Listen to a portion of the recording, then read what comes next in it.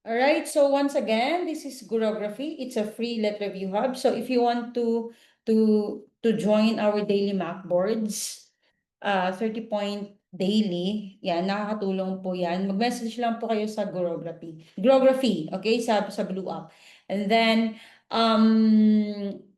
yung ating mga live, mga free po siya. Okay, so Tuesdays, Gurography. Yan yung mga high yield na Gen Ed questions. And then Thursdays, alternate na Prof Ed at saka Gen Ed. Okay, intensive review naman yun. Okay, live lecture. And then pag Saturdays, social science majorship po. Yan. So if hindi kayo naka-enroll sa akin, it's okay. I share naman yung partial. Okay, yan. But if you can afford, it's just 249 naman. You can enroll na lang po kayo. Okay, 249 yung yung early bird. So meron pa tayong konting slot na naiwan. Okay. All right. So let's start. Okay, so Gen Ed tayo. Ito yung mga lumabas nung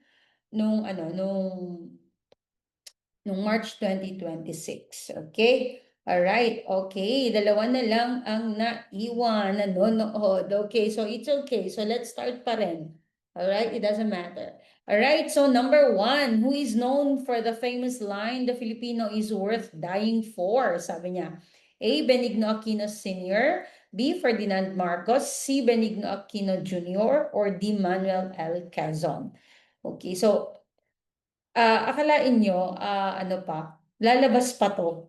Kumbaga, gasgas na talaga to. So, kaya hindi mo talaga ma-predict. Okay? So, that is why it's very important na mag-drill lang kayo ng mag-drill. Okay? Kasi maraming recycle. Okay, ilagay nyo po yung number, please. Yung number. Okay? So, number one, ganun. Okay? So, once again, ulitin natin. Who is known for the famous line, the Filipino is worth dying for? A. Benigno Aquino Sr., B. Ferdinand Marcos, C. Benigno Aquino Jr., and D. Manuel L. Quezon.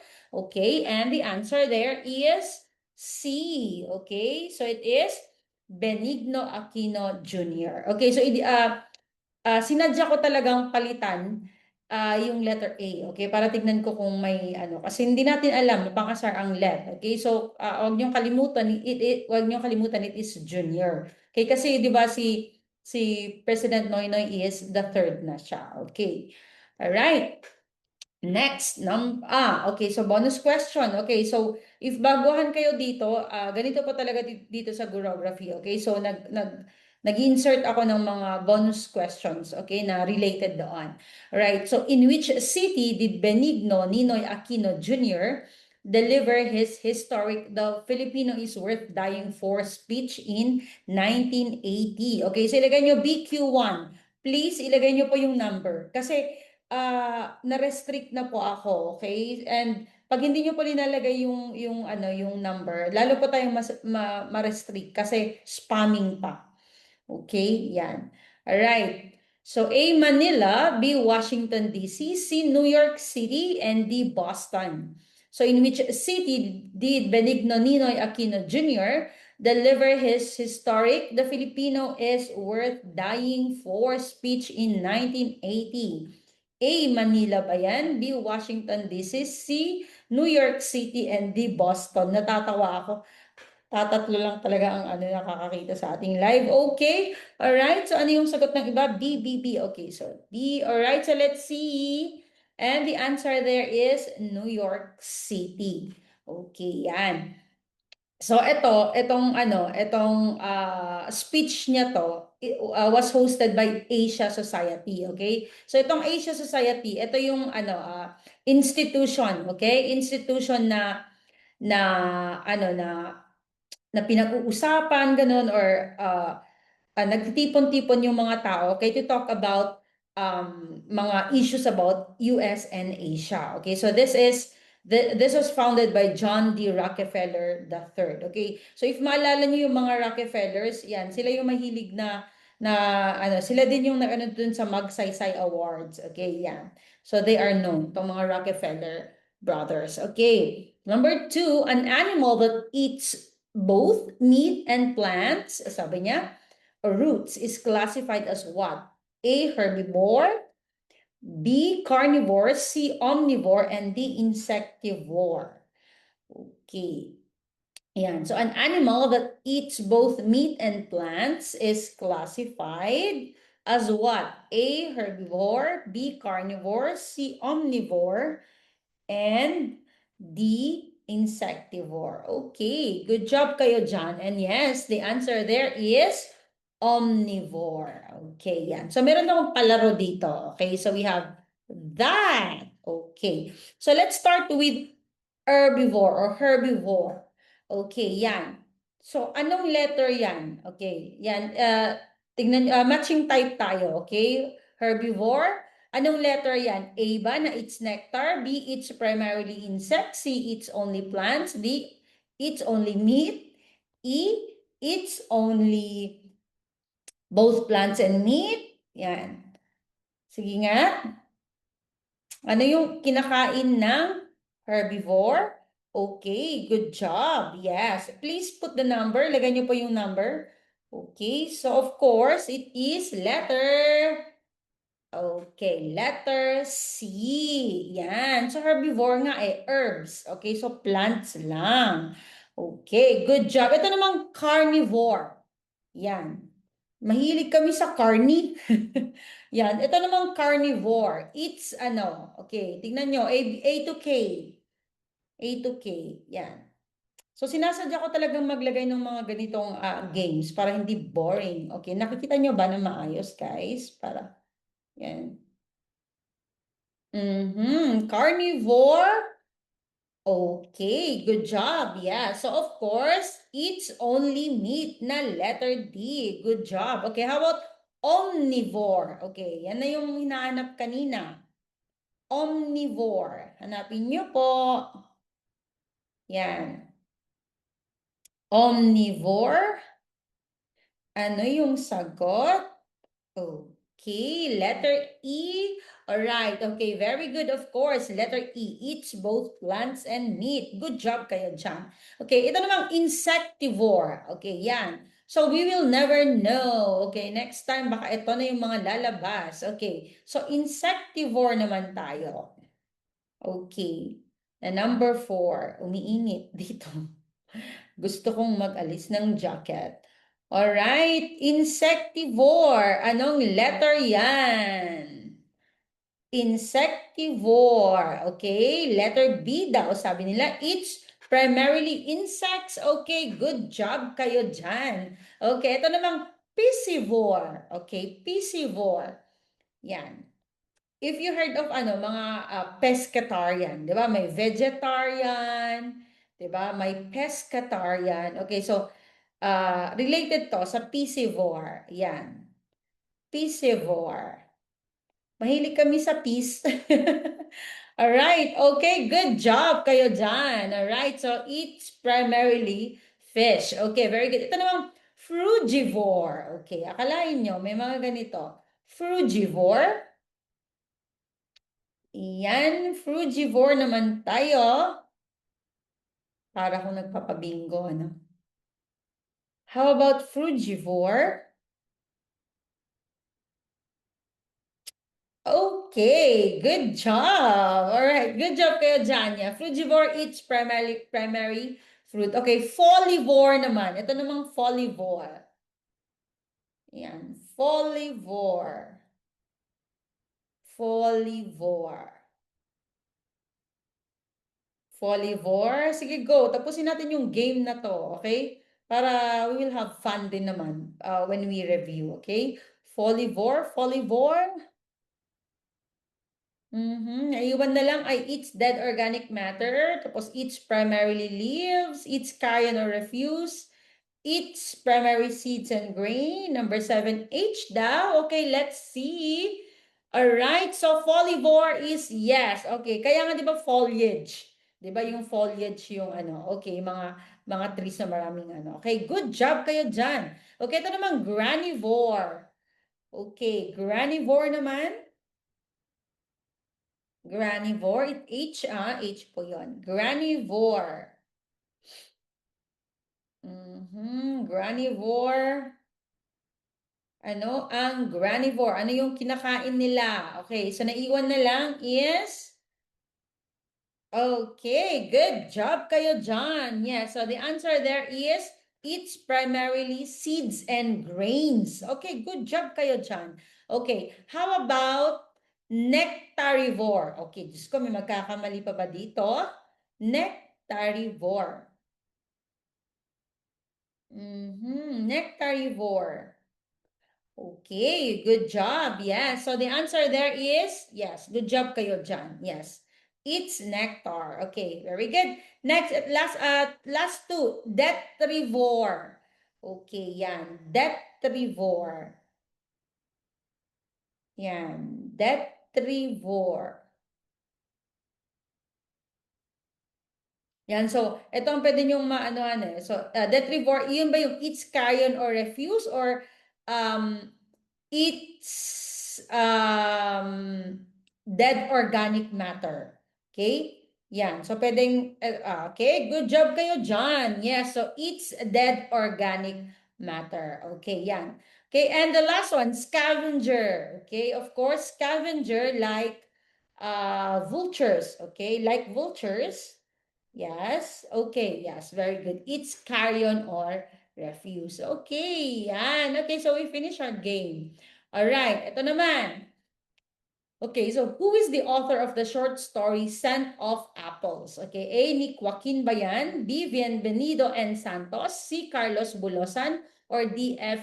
Sionil Jose. Okay. So who is the author of the short story Scent of Apples? Okay, A. Ni Joaquin, B. Bienvenido and Santos, C. Carlos Bulosan, and D. F. Sionil Jose. Ang sipag, sabi ni Sir Genesis. Thank you. Okay, very good. Okay, yes. So, yes, Bienvenido and Santos. Okay. Yan. So, meron akong ginawang mnemonics later. Papakita ko. Okay.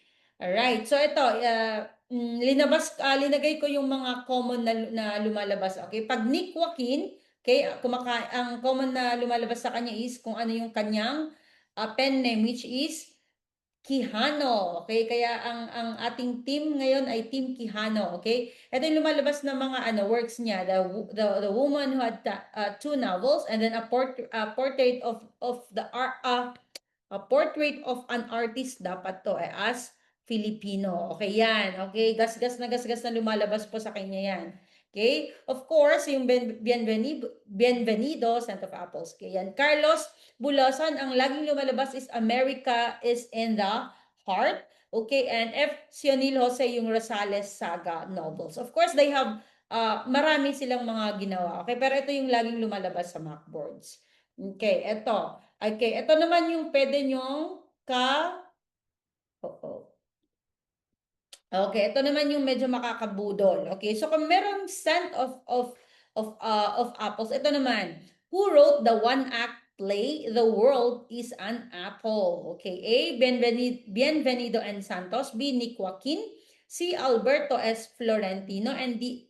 F. Sionil Jose. Okay, so may pinakita na ako kanina. Pwede na kayong mag-base doon. Okay, so who wrote the one-act play? Okay, ibig sabihin drama ang The World is an Apple. Okay, poem naman yung The Scent of an Apple. Short story. Okay, A. Bienvenido and Santos. B. Ni Joaquin. C. Alberto S. Florentino. And D. F. Sionil Jose. Okay, so your answer is letter C, and you are right. Okay, yan. Para hindi kayo malito. Okay, pag sinabi niyang scent of apples, okay, linagay ko na S dito. Tingnan nyo. Scent of apples, Santos. Short story. Okay, yan. So, puro S, di ba? So, si Santos yon. The world is an apple. Okay, so that is Alberto. Okay, and it is a drama or play. Okay. Yan. Yan siya, oh. Yan.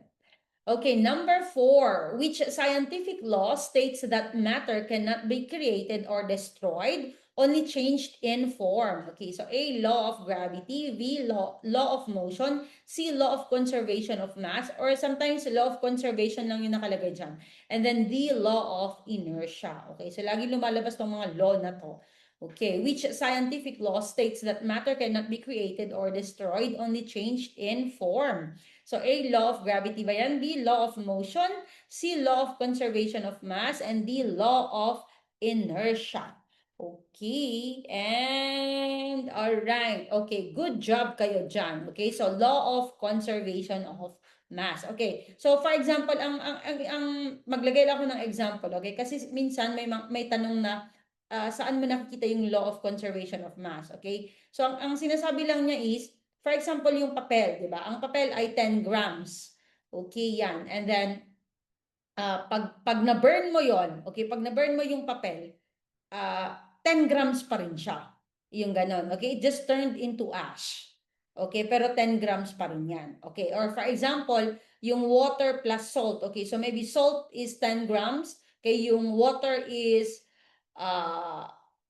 maybe in ml, 10 ml. Okay? So pag pinag ano mo siya, pinag-mix mo siya, ipa-plus mo pa rin yun. Okay? So, naging homogeneous man siya, okay, na solution, ipa-plus mo pa rin yun. Okay? Yan yung sinasabi ng law of conservation of mass. Okay. So, yan. So, ito naman. Okay. So, connected pa rin siya. BQ4, who is known as the father of modern chemistry and proved that matter cannot be created or destroyed, only changed in form. Okay. So,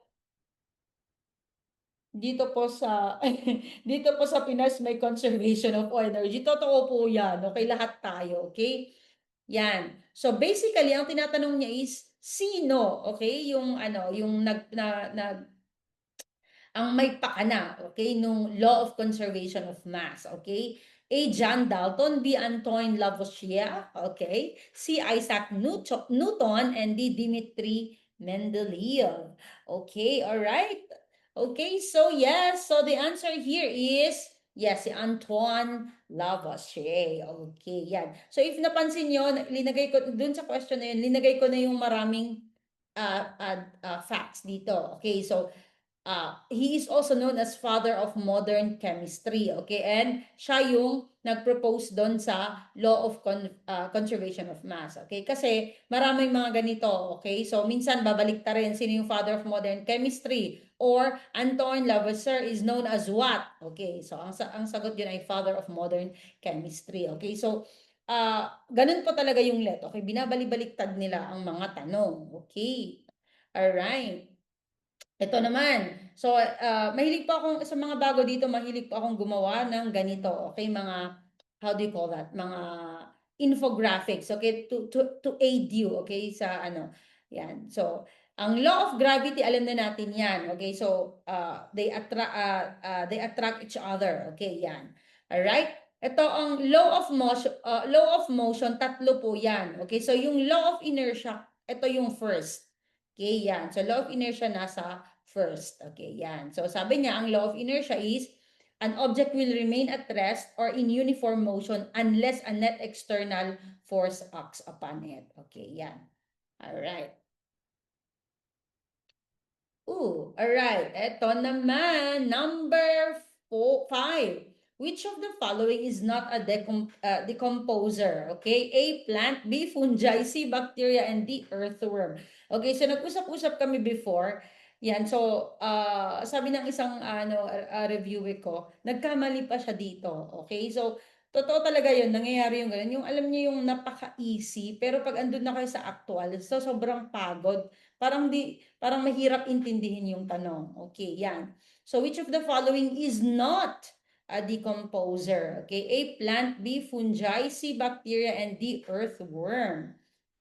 Okay, yan. So hindi po siya decomposer. Yes. Alright, grabe talaga yung pagka-visibility restriction natin, oh. Halatang halata. Okay, hanggang 10 lang talaga. Okay, so sana next live hindi na tayo ma-restrict. Okay, so of course, the answer there is plant. Okay. Masabi ko lang ha, lumalabas din yung saprophyte at saka detrivores. Okay, so parehas po sila na decomposer. Okay, pero merong pagkakaiba. Okay, so yung saprophytes, gumagamit sila ng chemical reaction, okay, to break down, okay, yung mga how do you call that? Mga baso-basura, okay, yung mga yun, mga dead matters, mga decaying matters, and then they absorb it, okay, ganon. Okay, like fungi, yung mga yun. Yung detrivores naman, okay, talagang they mechanically and they physically eats, okay, and process, okay, yung mga decaying matter, okay. So for example, ang example ng detrivore is earthworm, okay, yan yung mga yan. Yes po, lahat po ito na tinatakal ko is yung mga lumabas ngayong March 2026. Okay? So unahin natin 'tong mga lumabas ngayong March 2026. Okay? All right. Number 6. Okay, lumabas din po ba to? All right, so the major source of energy on Earth is the A, wind, B, forest, C, ocean, and D, sun. Okay, yan. Okay, ay, thank you po, Miss or Mr. Gegi. Okay, yan. So the major source of energy on Earth is the A, wind, B, forest, C, ocean, and D, sun. Okay, all right. And of course, ano ba yung major? Ibig sabihin pinakamarami. Okay, yan. Na hindi tayo mauubusan, hindi tayo magkakaroon ng scarcity. Okay, and of course, the answer is sun. Yes, all right. Okay, so nakakabudol talaga yung ocean, 'di ba? Kasi andyan lang yung ocean, okay? But then, 'di ba, kailangan pa rin natin ng ano na tawag doon. Kung wala tayong access ba naman sa ocean, 'di ba? Yan, of course, it will be limited. All right? Okay. I was correct. Wow. LPT pa LPT dust naman po. Alright, next, number 7 pa lang tayo. Ang dami ko ng daldal. The right to demand the physical presence of the accused in court is known as the writ of A, habeas corpus, B, amparo, C, habeas data, and D, kalikasan. Okay, yan. The right to demand the physical presence of the accused in court is known as the writ of A, habeas corpus, B, amparo, C, data, D, kalikasan. Okay, so ilang beses ko nang na-discuss to, okay? Pero since lumabas ngayong March 2026 at alam kong tinatamad na kayong i-access yung mga ibang ibang videos ko, ulitin natin. Alright, lumabas sabihin po ito. Opo, kasi ito, lahat po to, itong lahat ng 20 points natin ngayon ay mga lumabas. Okay, and meron pang iba. But next week will be Prof. Ed naman yan. So, ubusin natin lahat ng lumabas. Okay, yan. So, of course, the answer there is habeas corpus. Okay, yan. So, yes, to produce or to provide the body. Okay, yan. So, hindi lang to ano ha, hindi lang to yung for example, um, halimbawa, kinuha ka, okay, kinuha yung isang tao, okay, dinitain ka, okay, so, ang habeas corpus, dapat ibig sabihin, i-produce mo yung body doon, okay, doon sa court, okay, meron pang isa, okay, about dito sa habeas corpus, okay, for example, ito yung, kinuha yung isang bata, okay, ng isang parent, okay, and then kinontest ng isang parent, then you have to produce the body, okay, kasama po yun sa habeas corpus, okay. Nag-take po ako nung March. Oh, okay. Alright. Yes, good luck sa result. Okay, sana balikan nyo kami. And then sabihin mo na, pumasa ka na. Okay, we are rooting for you. Oh, yan. Dumadami na yung ating viewers. Balik na ulit tayo sa magandang, okay, yan. So, ito. So, let's tackle itong mga different habeas, okay, or different writs, okay? Ito yung mga common na lumalabas, okay, yan. So, sinabi na natin yung habeas corpus, habeas means you shall have, okay? So, corpus means body, okay? So, produce the body, okay? So, itong habeas corpus is ginagamit, okay, to protect a person from illegal detention. Oo nga naman, okay, yan. So, kailangan, kung inarrest mo yung isang tao, kailangan mong i-produce siya sa court, okay, for him to answer, okay? And makita din nila na andun pa talaga siya, okay, yan. Itong amparo, yan. Laging nagkakagulo dati nung nagre-review kami. Itong amparo at saka habeas corpus. Okay? Kasi, may tanong kasi doon na protects against extrajudicial killings and unlawful disappearance. Okay, ito. So, if pansinin nyo ha, yan. Itong amparo, ang nakalagay is protects against extrajudicial killings and enforced disappearance. Okay, pero yung tanong kasi doon is extrajudicial killings and unlawful disappearance. Okay, parehas lang po yon. Okay, so sa amparo pa rin po kayo doon. Okay, yan, hindi po yon habeas corpus. Okay, yan. So tinanong ko na po dun sa kilala kong lawyer. Okay, sabi ko, ba't kasi unlawful yung ano ginamit doon. Okay, sabi niya, hindi naman ganun ano. Although there is a difference between unlawful at saka enforced. Okay, yan. So itong habeas data, okay? So ito din alam na alam niyo na to, okay? So habeas means you shall have, as we said, and then data is information. Okay, yan. So it protects someone's privacy, okay? And then itong kalikasan, alam na natin 'yon, kalikasan, okay? So ito yung tipong halimbawa may neighbor ka, 'di ba, na may babuyan. Okay, ganyan. So syempre mabaho, ganyan ganyan. So ito yung pwede mong i-invoke, okay? Writ of kalikasan, okay? Yan. All right. Number 8, who is a national artist and composer from Angono, Rizal? Okay, A. Antonio Malina, B. Levi Celerio, C. Lucio San Pedro, or D. Ryan Cayabyab. Okay, to be honest, ang daming mga recycled ngayong March 2026 sa GenEd. Okay, pero I think ibinawi sa Prof Ed. Kasi mahirap yung Prof Ed nyo, no, Gegi? Ma'am or Sir Gegi, ang hirap, no? Yan. Pero sa GenEd, parang tiba-tiba kayo kasi ang daming mga recycled na questions. Okay, so ilagay niyo po yung number, please. Okay, para hindi tayo ma-restrict ulit. Okay? So ngayon lang ulit dumadami ang ating viewers. Kasi ilang beses na akong na-restrict. Okay? So kailangan uh, you will help the live pag nilagay niyo yung number para hindi tayo ma-restrict kasi hindi siya lalabas na spam. Okay, so please put the number. Okay, yes. So of course, the answer there is yes, Lucio San Pedro. Okay, yan. Alright. So itong Antonio Molina, hindi naman siya masyadong lumalabas sa let. Okay, but anyway, linagay ko dito. Okay, yung mga popular works niya. Okay, yan. So, itong mga linalagay ko, hindi na natin kailangang basahin. Okay, linalagay ko lang yung mga yan para pag binalikan nyo yung ating video, okay, pwede kayong, especially yung mga visual learners. Okay, yan. So, si Levi Celerio, okay, ito yung famous na lumalabas niya is yung ugoy ng duyan. Okay, yan. Pero ito, ang Pasko ay sumapit ikaw, ang pipit kahit konting pagtingin pitong gatang. Okay? Sa kanya yon si Levi Celerio. Okay, si Ryan Cayabyab, naabutan ko pa to. Okay, yan. So sa kanya yung he's from Manila. Okay? Alam na natin to yung kay ganda ng ating musika. Yan. So naririnig ko pa yan nung bata-bata pa ako. Okay? Okay, sa kanya yung The Coconut Nut, Tuwing Umuulan at Kapiling Ka, Paraiso Musicals, No Limit Tangere, and Katie. Okay. Yan. Ay nako, kung hindi ka makapag-antay po, okay, Kenneth, you can leave. Okay? Ayoko yung pinagmamadali mo ako, okay? Yan, ayoko ng ganyan. Alright? So, itong mga rationalization ko, it will help you. Okay, yan.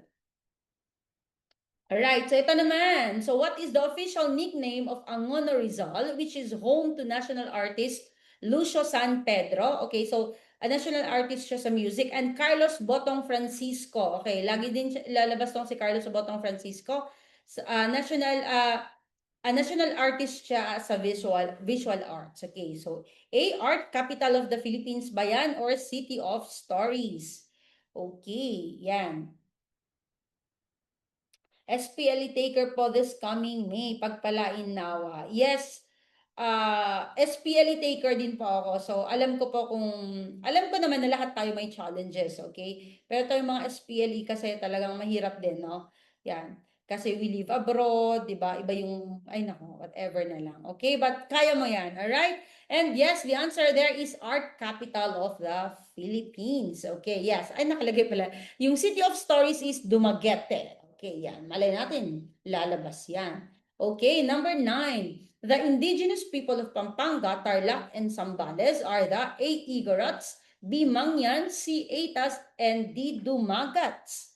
Alright, so number 9 tayo. The indigenous people of Pampanga, Tarlac, and Zambales are the A. Igorots, B. Mangyan, C. Aitas, and D. Dumagats. Okay, good job kayo dyan.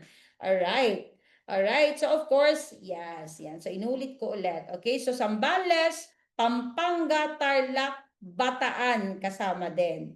Okay, yan. Ito namang Igorots. Okay, sige nga po.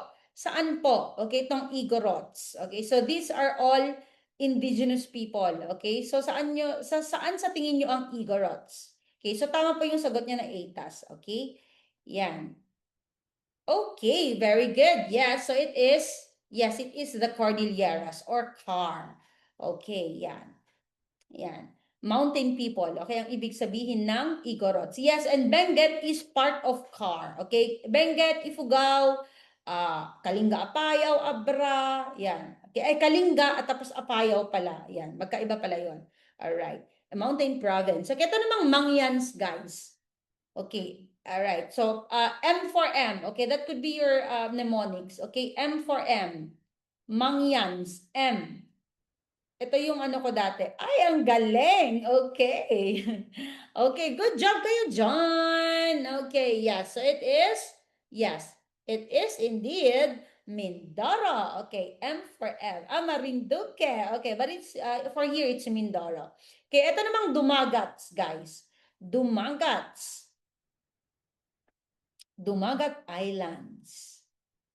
It's okay. Okay, pag nagkamali, it's okay. At least natuto tayo dito. Okay. So, ito namang Dumagats. Do you have any idea? Okay. D for D, ano? Okay, so Dumagats would be itong Sierra Madre Range. Okay, yan. Okay, so Quezon, Aurora, Rizal, etc. Okay, number 10. Ay, yan. Alright, number 10. Which Filipino artist painted a spoliarium? Okay, so tingnan niyo yung spelling niya, ha? Yan. Dati akala ko spolarium. Kanta yarn. A. Fernando Morsolo, B. Carlos Botong Francisco, C. Vicente Manansala, and D. Juan Luna. Hala, ADB, okay. Wala bang C? Wala bang C? Ilagay niyo yung number, guys. Please, ilagay niyo yung number para hindi na naman tayo ma-restrict. Okay. And kindly, habang nanonood kayo, can you please help me tap yung ating live? Yan, para it will boost again tong kasi matagal akong hindi nag-live. Spelling matters. Okay, so the answer there is, guys, it's Juan Luna. Okay, Juan Luna po tayo dyan. Okay, yan. So habang dumadami yung ating yan. So if self-review po kayo, okay, or naghahanap lang po kayo ng ibang materials, okay, kagaya ko noon, okay, naka-enroll ako sa ang daming mga review centers, pero nakikisali pa rin ako sa kung ano-anong mock boards yan. So if you want, it's free. Okay, so join lang po kayo sa Blue App. Message po kayo sa FB, sa Blue App. Okay, and then ipasok ko po kayo sa GC.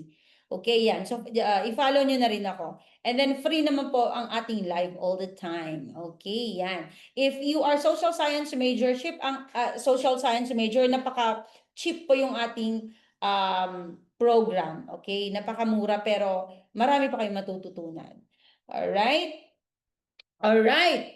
Okay, so tignan natin. Alright, meron pa kayong soft copy. I don't give soft copy po nito. Okay, pero meron tayong program. Okay, yung 300 item drills weekly, yan. So if gusto nyong mag-enroll, it's 150 lang. Okay, for 6 months. Okay, magdi-drills kayo and then magbibigay pa ako ng PDF noon na meron ng rationalization.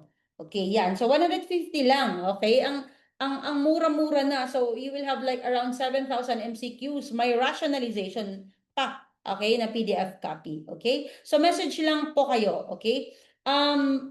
Gurography pa rin po. Gurography, message lang po kayo. Alright, so itong Fernando Amorsolo, lumabas to ngayong year, last year. Okay, yan. So ang lagi lumalabas is Grand Old Man of the Philippine Art. Okay, yan. Lumalabas sa kanya yung rural landscape. Yan. So if balikan nyo po yung mga mga videos ng actual questions na lumabas noong September 2025 at saka November 2025, yan. Balikan nyo po yung pag may time kayo. Okay, yan. So nabanggit na to. Paulit-ulit na lumabas tong si Fernando Amorsolo. Okay, so Carlos Botong Francisco. Okay, ito yung lumalabas sa kanya. Siya yung nagpaint ng first mass of Limasawa. Okay, usually mga historical naman yung mga paintings niya. Okay, the invasion of Limahong. Okay, yan. Vicente Manansala. Okay, Madonna of the Slums. Siya, okay. Jeepneys, Calabao. Okay, the beggars, yan. Okay? And Juan Luna, of course, yan. Spoliarium, The Death of Cleopatra, yan. Yung The Blood Compact, yan. At saka yung Hymen o Hymen, lumalabas din yon. Okay, Hymen o Hymen. Okay, yan. Lumabas din tong ano ha, ito yung Spoliarium, lumabas nung November 2025, pero iba yung pagkatanong niya. Okay? So, balikan nyo na lang, okay, yung mga other videos ko na posted sa ating YT. Okay, yan. May posible po bang naulit sa let yung question? Yes po. Okay, indeed, ngayong March 2026, ang daming mga recycled. Parang feeling ko ha, since June 2025 na nag-take ako, ngayong March 2026, yung pinakamaraming na recycle na Gen Ed question. Okay, yan. Pero meron at meron pa din. Kasi nung June 2025, nag-take ako, ginawan ko ng videos, yung mga lumabas, and ang daming na recycle for na question from that June 2025 SPLE for September and November 2025. Okay, yan. Pero ngayong March 2026, mga previous drills. Okay, ang daming lumabas yan, worth dying for, yung mga gasgas po na yan na drills yon. All right. Okay, number 11, the educated Filipinos who led the reform movement during the Spanish is A. Ilustrados, B. Mestizo, C. Creoles, and D. Indios. Okay, so kalain nyo, yung mga ganito, lumabas pa, di ba, na sobrang gasgas na siya. Yan, so number 11, the educated Filipinos who led the reform movement during the Spanish is A. Ilustrados, B. Mestizo, C. Creoles, and D. Indios. Guys, please ilagay nyo po yung number, okay? Kasi pag hindi nyo po ilagay yung number, lalabas na spam, mahihirapan na naman po ang ating account. Okay, very good. Yes, so of course, it is Ilustrados. Okay, yan. Okay, so alam naman natin yung mga mestizo, di ba? Yan, it's either Spanish mestizo, okay, or usually Chinese mestizo, okay? And Creoles, ito yung parang insulares, they are almost insulares, okay?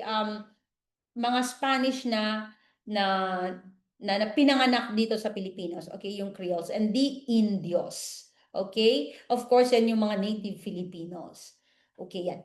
Ito pala, may lumabas na isang tanong na tinanong isang reviewee ko dati. Sabi niya, ano si Rizal? Okay, yun yung ganong question. Okay, so ito yung mga ano niya, A. Ilustrados, Creole, Indio, tapos Peninsulares. Okay, so hindi naman siya Indio, di ba? Hindi naman siya Indio. Dapat mestizo siya, pero wala ngang mestizo. Okay, so nag-research ako, although ang Creole kasi is ang sinasabi is Spanish na pinanganak dito or European na pinanganak dito sa Pilipinas. May nakita kasi ako na isang source na ang Creoles could be mga half, okay? It's either half Spanish or half Chinese, okay? Si Rizal, half Chinese siya, di ba? And that is why ang answer doon, the best answer doon is Creole. Kasi hindi naman siya Peninsulares, of course. Hindi naman siya Spanish. Wala nga yung mestizo doon sa ano na yon, sa option na yon, okay? Hindi rin siya Indio. Okay, yon. And that is why the best answer there is letter C. Okay. Yan.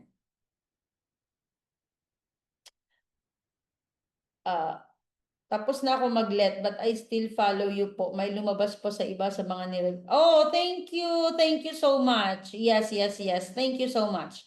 Yes, thank you. And sana balikan nyo kami and magbigay ka ng LPT DAS. I'm pretty sure pasado na po kayo. Creoles po ba mix ng Chinese and Spanish? Okay, as I have said, pag nakita nyo yung kung ano yung pinaka-meaning ng Creole talaga is mga Spanish na pinanganak dito sa Pilipinas. Okay, pero may nabasa ako, okay, na isang source na Creole could be, it's either mestizo na Chinese or mestizo na Spanish. Okay, so there could be called Creole. Okay, ang Peninsulares is mga pinanganak, mga Spanish na pinanganak sa Spain. Okay, yan. So sila yung pinaka-top, okay, kumbaga. Alright, number 12. Ito na naman, Diyos ko. Alright, ilang ulit na talaga to. talagang tawang-tawa na ako nung lumabas pa to. Okay? So Bernadette's aquarium has length, width, and height of 10 centimeter, 8 centimeter, and 6 centimeter respectively. Its volume is A, 72 cubic centimeters, B, 24 cubic centimeters, C, 240 cubic centimeters, and D, 480 cubic centimeters. Grabe talaga. Sabi nga namin, Diyos ko, baka next time ang tanong na is, whose aquarium has length? Kasi minsan, it's either Bernadette yung ginagamit or si Samantha. Okay? And of course, yes. So, the answer there is 480 cubic centimeters. Okay, so alam naman natin kung paano kunin ang volume is length times width times height. Okay, so kung panoorin niyo yung ibang videos ko na ng mga videos ng actual lumabas is laging andito to kasi lagi naman talaga siyang lumalabas. Okay, number 13. Okay, yan. So, natakal rin natin to dati. Okay? Yan. So, to describe an easy task, the idiomatic expression to use is A, spill the beans, B, bite the bullet, C, break a leg, and D, piece of cake. Please write the number, guys. Lagay natin yung number. Okay. Yan. So, to describe an easy task, the idiomatic expression to use is A, spill the beans, B, bite the bullet, C, break a leg, and D, piece of cake. Guys, ilagay nyo po yung number. Yan. Please. Okay? Please. Alright, and yes, the number tuloy. Okay, yung sagot po ay piece of cake. Ay, piece of cake lang yan. So easy. Okay, ganon. Okay, good job kayo dyan. Okay, and may palaro ulit ako. Sige nga. So, matching test tayo. Okay, so spill the beans. Saan siya? 1, study hard ba yan? 2, reveal a secret. 3, good luck ba yan? 4, feeling sick? Or 5, face a difficult or painful situation. Okay. So, okay, just spill the beans, guys. Ganun siya. Alright, okay. So, most of you got it. Okay, very good. Yeah, so spill the beans is reveal a secret. Okay, very good. Thank you for sharing the live. Okay. Kindly press, heart na din. Ito namang bite the bullet. Okay. Ang bite the bullet. Okay. Sa tingin nyo ba, masaya ang mag-bite the bullet? Okay, yan. So, study hard ba yan? Of course, number 3, good luck ba yan? Number 4, feeling sick? Or 5, face a difficult or painful situation bravely. Okay, yan. And of course, yes. All right, the answer there is number 5. Yes, kasi nga, aba, madali bang mag-bite the bullet? Yan. Okay, so, you can just imagine pa rin naman, paganahin mo yung kahit idiomatic expression, pwede mong paganahin, alright? Ang inyong critical thinking. Number C naman, break a leg. Ito yung mahirap ng paganahin yung critical thinking, Ang layo ng niya. Okay, so yes, so break a leg is, yes, good luck. Okay, yeah, good luck yan. Hit the books naman tayo.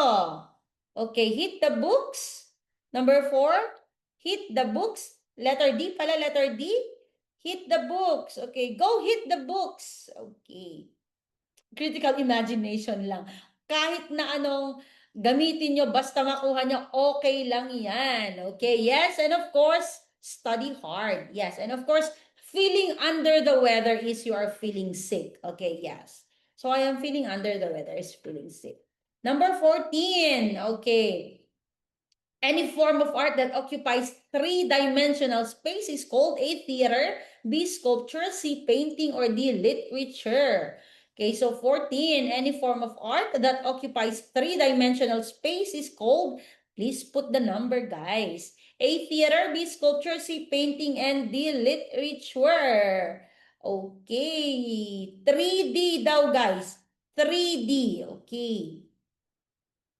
Okay, bakit may sumasagot pa? Okay, so kung nagkamali man po kayo din, okay lang. Okay, at least malaman na natin. Okay, so wag po kayong mapahiya kung nagkamali kayo, okay lang. Nung bago din ako, lagi akong mali. Okay, yan. Nagkamali nga kayo sa maling tao. Okay, so okay lang naman dito. Alright, so 3D guys, you can just imagine. The answer there is sculpture, okay? Itong painting 2D siya, di ba? Yan, mostly pala painting is 2D. Pero sculpture, you can just imagine, nilinagay ko na yung example ng ng sculpture. Para imagine nyo, 3D nga naman siya, di ba? Okay, yan. So, alam nyo ba itong ano, kung ano to? Alam nyo ba? Pwede nyo hulaan. Okay. Ano to? Ano tong sculpture na to? Napaka-popular na sculpture to. Do you have any idea? Ang galing! Okay, yes, the thinker. Okay, good job kayo dyan. Okay, yan. So habang maraming tao ngayon, ah pag magtap-tap na rin pa kayo ng heart, please, habang nanonood. And if you gusto nyong mag-Macboard daily, it's free. Okay? Kasama na rin tong ating free na mga live lectures. Mag-message lang po kayo sa team sa Blue App. Okay, Gurography pa din po. Okay, papasok ko po kayo sa GC. Alright, the capacity to do work is called a power, B entropy, C motion, or D energy. Okay, the capacity to do work is called a power ba yan? B entropy, C motion, or D energy. Okay, yan. And alright, ano nga ba ang kailangan mo para may work, para you can do something, of course, the answer there is energy, guys. It is the capacity to do work is called energy. Okay, isa-isahin natin. Ang power is how fast you use the energy. Okay, yan. Kung gaano mo kabilis ma-consume, okay, yung energy, okay, or magamit, alright? Itong entropy, how energy spreads and become less usable, okay, yan yung entropy. And of course, alam na natin yung motion, okay, yan. Yan, so ito yung may galaw, anything, okay, na may galaw, okay, yan.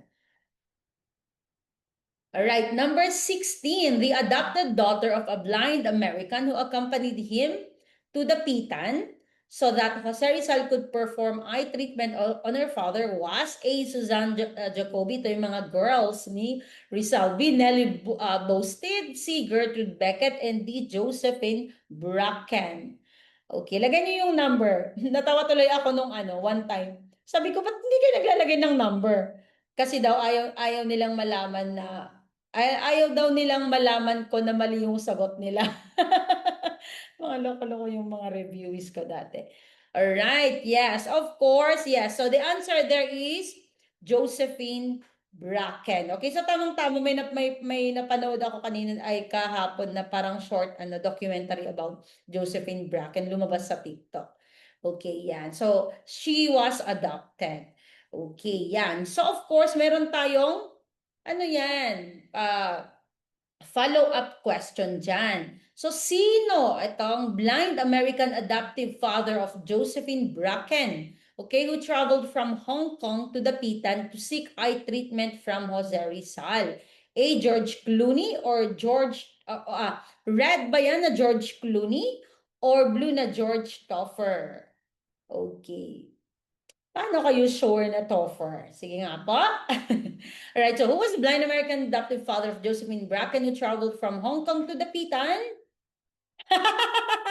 Ang galing nyo. Okay, very good. Yes, yes, yes. Okay, so, yeah, so the answer there is George Toffer. Okay, yeah, so sinadya ko talaga yung si George Clooney John. Okay? Okay, so he's an American yan. He's a M. Kalat. Yan. So, nakikita ko po kayo. Kahit mayroon kayong visibility restriction, nakikita ko po yung sagot nyo. Okay. Alright. Yes, para mas maalala nyo. Okay, mas maalala nyo doon. Okay, pag mayroon tayong mga pa-joke minsan, okay, mas maalala nyo yung sagot. Alright, number 17. All of these are sculpture materials except A, acrylic, B, marble, C, wood, and D, clay. Alright, ang witty mo dun, ma'am. Alright, thank you. All of these are sculpture materials. Okay, ginagamit sa pag-sculpt. Okay, except, sabi niya, okay, so A, acrylic, B, marble, C, wood, and D, clay. Okay, so alam niyo ba, may mga which is lagi naman talagang na nangyayari yan. Okay, yan yung parang hindi mo nakikita yung except, mga not, okay, mga ganon. So, pag nakita mo na, okay, bilugan mo na sa paper mo, okay? Okay, para, okay talaga okay, bilugan mo na, okay, para lagi mo nakikita, okay? So, of course, the answer there is acrylic, okay, yan. Kasi, di ba, ang acrylic, it's either paint or alam niyo yung acrylic glass, okay, yan, yung parang plastic siya. Yan. Na ginagamit sa mga aquariums yan. It could be acrylic also. But I think for this one, ang sinasabi niyang acrylic is yung paint. Okay? All right, number 18, the distinct biological communities that have formed and developed in response to a shared physical climate and distinct physical environment are abiotic, B, ecosystem, C, abiotic, and D, biomes. Okay. Basahin niyo mabuti. Sabi niya, they share physical climate, okay, and distinct physical environment. So, ano yung mga example nun? Mga tundra, taiga, yung mga ganon. Okay? Yan. Aba, kumpleto tayo. A, B, C, D, yay! Fruit salad. Okay. Okay, sige. Pwede tayo. Okay, so, dahil mabilis naman na to, okay. So, pwede nating ano ba yung meaning ng biotic dyan? Biotic. Laging lumalabas din po to. Biotic. Oh. DB, DB, DB, DB. Ganun yung sumasagot. Ano ba yung ano? Si Gegi naman, hala, lumabas yan sa GenEd. Lahat nga po itong lumabas sa GenEd. Yan, kinompile ko lang siya. Ano muna yung biotic, guys? Sige po, kasi lagi ding lumalabas to. Ano yung biotic? It pertains to what? Okay, yung biotic na letter A, para maalis na natin yung iba. Okay? Yes, okay, so biotic is living things and yung abiotic is non-living. So, dapat alisin na natin yung A and C. Okay, so sumagot ng A and C, broken heart muna kayo. Okay? Yan, and of course, ang pagpipilian yan ay ecosystem and biomes. Okay, yan. So, let's see, the answer here is biomes. Okay, yan. So, tingnan natin. Yan. Okay, so laging gasgas na to, paulit-ulit. Okay, pero okay lang. Okay, so eto minsan lumalabas to na parang ano yung arrangement nito. Okay, and it is OPSEB. Okay, OPSEB. Mag-start yan sa organism. O, P, population, C, community, E, ecosystem, and D, biome. Okay, so tingnan natin kung bakit hindi ecosystem yung tanong doon. Okay, ang sagot doon. So of course, yung organism, that is yung iisa lang. Okay, so single deer. Yung organism, ang population pala is group of organism. Okay, a herd of deer. Okay, yan. Yung community naman, kumpol-kumpol na population. Yan. So meron ng deer, may rabbits, may birds, may mga tao. Okay, yan na yung community. Okay, yan. Ano naman yung ecosystem? Yun yung ecosystem naman is yung magkasama na yung biotic at saka abiotic. Okay? So for example, sa forest meron siyang deer, may deer, mga buhay yan, mga rabbits, mga buhay, 'di ba? Tapos ano yung mga non-abiotic? Soil, sun, rocks. Okay, yan. And yung biome, yan yung hinahanap natin. Okay? Ang pinaka-clue na dyan is a large region with a specific climate. Okay? Yan. And certain types of plants and animals. Okay, sinabi ko nga kanina, halimbawa yung tundra, okay? So tundra, malamig doon. Okay, yung mga ganon. Okay, grassland, maraming grass doon. Ano ba yung mga animals sa grassland? Okay, mga ganon. Okay, so yun yung ibig sabihin ng biome. Okay. 19. The practical application of scientific knowledge on daily human activities is A. Innovation ba yan? B. Machine, C. Technology, and D. Invention. Okay, so number 19, the practical application, okay, of scientific knowledge on daily human activities is A. Innovation, B. Machine, C. Technology, A, B, C, D. Guys, ilagay nyo naman yung number. Hindi kayo nakikinig, Okay, yan. Alright, so the answer there is yes, technology. Okay, ano nangyari? Bakit A, B, C tayo? A, B, C, D, kumpleto tayo ha. Alright, so, alright, so answer natin dyan ay technology. Okay, so, kasi practical. Okay, yan. So, tignan natin. Yan, so, ibahin din natin. Alright, tignan natin kung makukuha nyo to. Yan. So, stock knowledge, improving or adding value to existing ideas or products. Yan ba yan ay red na invention ba yan? Or blue na innovation? Okay, yan.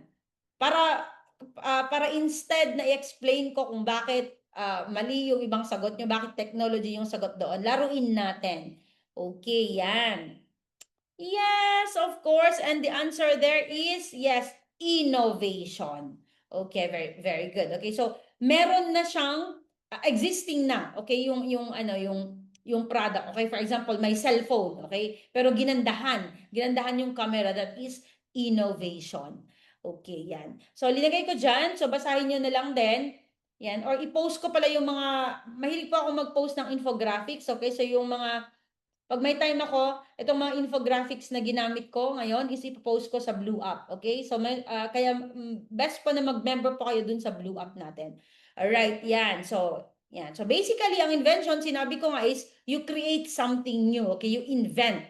Okay, yan. Lumalabas din po pala yung word na novel, okay? Pag sinabi mong novel, it's something new, okay? Yan. Okay? And innovation, you just add something to an existing product na. Alright. And the last one, alam niyo, lumabas pa talaga to, ano? So all of these dapat dyan. All of these were ilustrados except kay A. Andres Bonifacio, B. Marcelo H. Del Pilar, C. Jose Rizal, and D. Graciano Lopez Haina. Okay, so may mga nagkamali pa dito. Nababasa ko sa mga pages, nagkamali pa sila. Pero feeling ko yung mga nagkamali dito, ito yung sila yung mga hindi masyadong nag-review. Okay, yan. Kaya, yung nung nagre-review ako, sabi ng mga friends ko, "Wag ka na mag-review, papasa ka pa, papasa ka." I don't think so. Okay, meron pa rin talagang malaki pa rin yung ano, yung edge mo kung magre-review ka. Okay, yes. And of course, the answer there is Andres Bonifacio.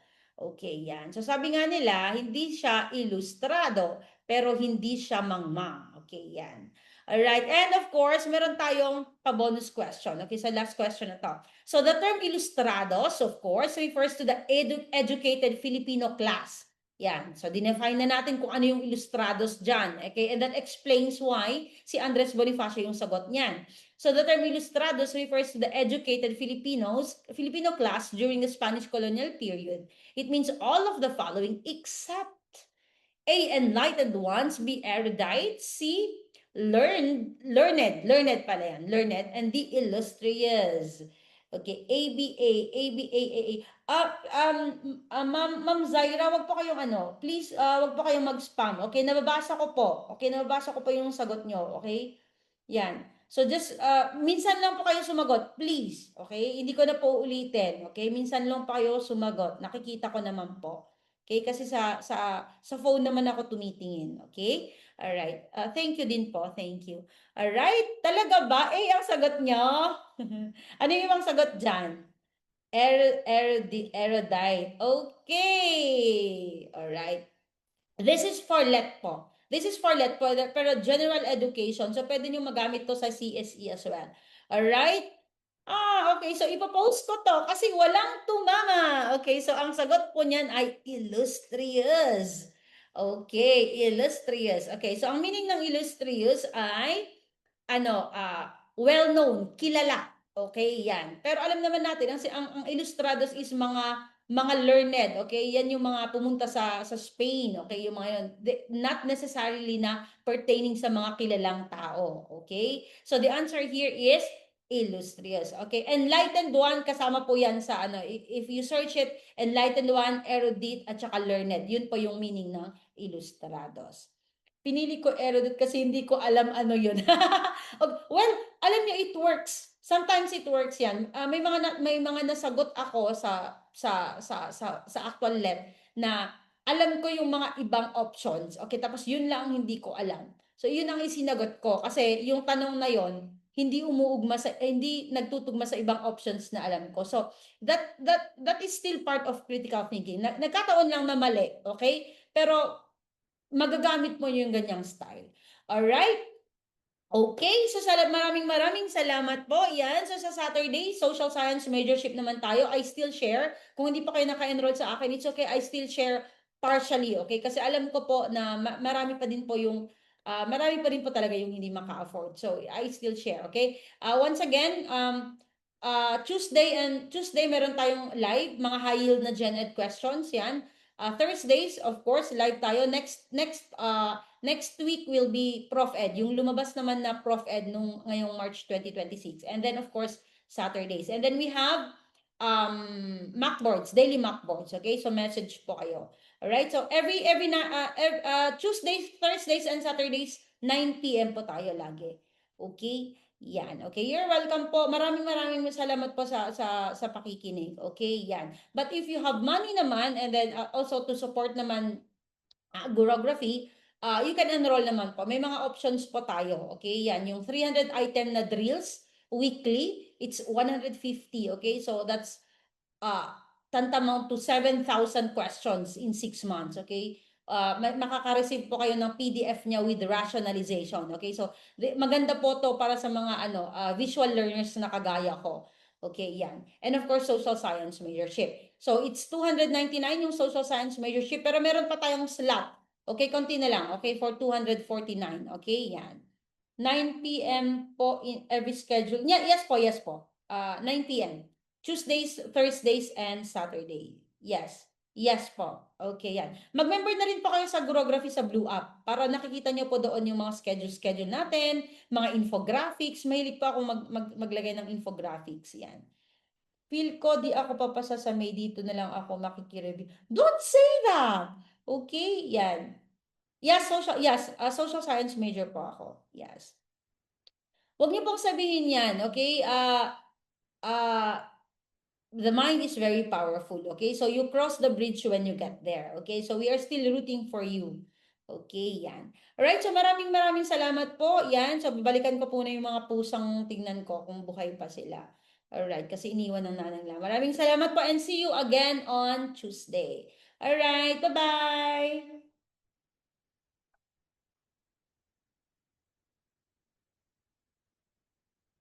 Yes, sa Prof Ed po tayo sa Thursday, Prof Ed.